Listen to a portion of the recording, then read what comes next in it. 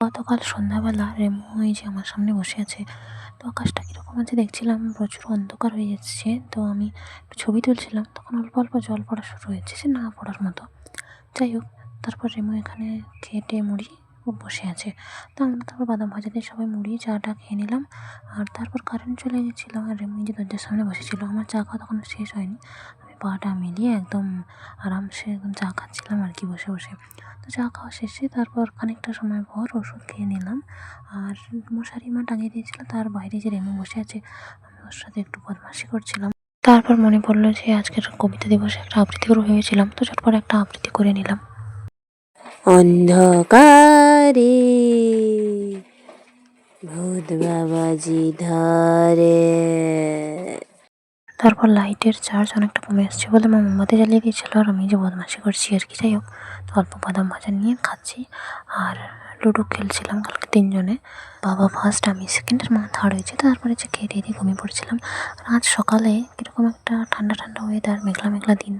তো আমি আমটামগুলো দেখে এই যে ফুল তিনটে তুলে নিয়ে চলে এলাম। কত সুন্দর সুন্দর ফুল দেখেছো। আর এই জবা গাছে একটা জবা মা রেখেছিলো, বাকিগুলো নিয়ে চলে এসছে।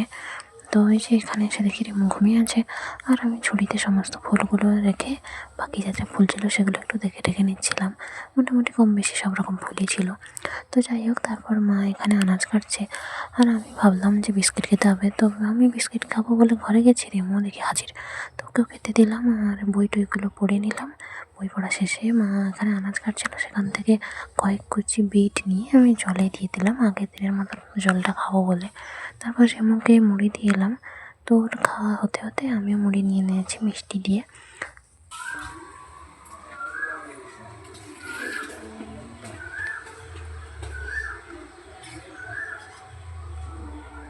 উকিলের ডাক শুনতে শুনতে দেখি ও মা মুড়ি তো শেষ হয়নি। তো আবার অল্প বাদাম ভাজা নিলাম, পকেটেও অল্প আছে, একটা দুটো খাবো। যাই হোক, তারপর ঝটপট ওষুধটা খেয়ে নিলাম আর এই জলটা দিয়ে। তো এই জলটা শেষ হওয়ার পর আমি আবার জল দিয়ে ভরে রেখেছিলাম। যাই হোক, তো কীরকম লাল জল হয়েছে দেখেছো, একদম রেড ওয়াইনের মতো।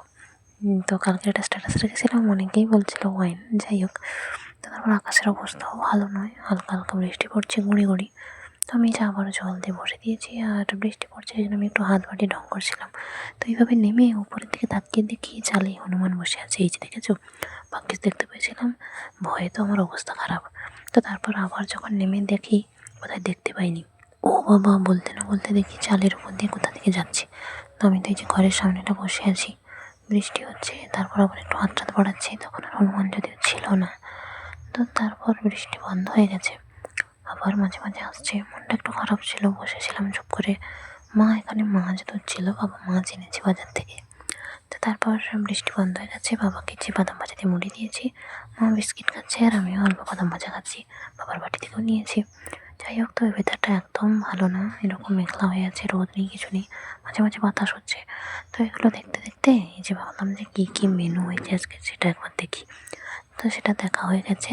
তো তারপর মাকে বলে রেখেছিলাম, তো সেই জন্য মা তখন বলছে ঠিক আছে অল্প খেয়ে নে, যেহেতু আমি মুড়ি বিস্কিট কিছু খাইনি, তো বাদাম ভাজা খেতে আছি। তো সেই জন্য অল্প ভাত আর তরকারি নিয়ে মাখিয়ে খেয়ে ফেললাম। তো এবার মাখানোটা আমার কেন জানি না ভাবলাম যে একটু ভিডিও করি।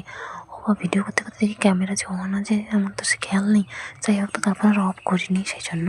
তো এতটা ফাস্ট যে খাচ্ছি ভেবে এত ফাস্ট খেয়েছি, একটু দেরিও হয়েছে। তারপর ভাবলাম একটু বারান্দা থেকে ঘুরে আসি। তো এই যে মা পাখিটা চলে গেছে দেখে আমি ওদের বাসায় একটু দেখে এলাম। বাচ্চাগুলো মোটামুটি বড় হয়েছে, ওদের পালকও হয়ে যাচ্ছে। আর এই যে দেখো রেমু তাদের সেখানে বসে আছে। তো আমি বাচ্চাগুলোকে দেখে দেখে নেমে চলে এলাম। তারপর স্নান টান করে ঠাকুরকে ফুল টুল দিয়ে দিয়েছি। দেখেছো কত সুন্দর করে সাজিয়েছি ঠাকুরকে, দেখতে হেব্বি লাগছে কিন্তু।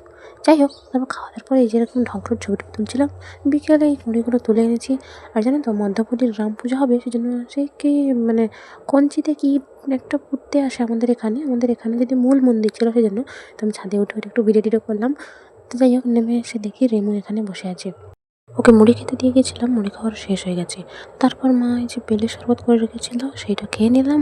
আর রান্নাঘরের জানলার ফাঁক দিয়ে যে দেখছিলাম তারা সেখানে নাচছে আর কি, হই হুল্লোড় করছে। তো তারপর আমি চায়ের জলে আদা থেতো করে দিয়ে দিলাম।